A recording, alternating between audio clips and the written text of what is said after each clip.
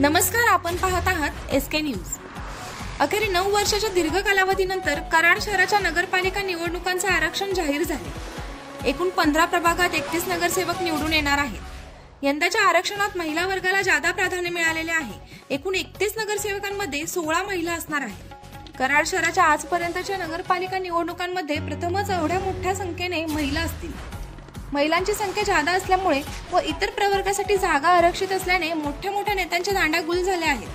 त्यामुळे हे नाराज नगरसेवक नगराध्यक्षपदी निवडणुकीसाठी शड्डू ठोकू शकतात। एकूण 31 जागांपैकी फक्त 9 ठिकाणी सर्वसाधारण उमेदवारासाठी संधी असणार आहे। त्यामुळे हे 9 नगरसेवक कोण असतील याकडे कराडकरांचे लक्ष लागून राहणार आहे। 4 ठिकाणी नागरिकांच्या इतर मागासवर्गीयांसाठी खुले आहेत। येथे पुरुष उभे राहू शकतात।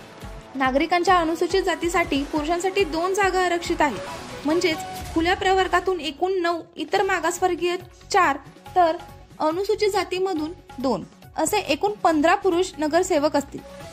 महिलांमध्ये सर्वसाधारण जागेतून 10 नगरसेविका असतील। नागरिकांच्या इतर मागासवर्गीय जातीमधून 4 महिला नगरसेविका असतील तर अनुसूचित जातीमधून 2 महिला नगरसेविका असतील। म्हणजेच यावेळी प्रथमच महिला राज असेल। महिला नगरसेवकांची संख्या पुरुष नगरसेवकांपेक्षा जास्त असेल। एसके न्यूज साठी ऋतुजा उबाळे।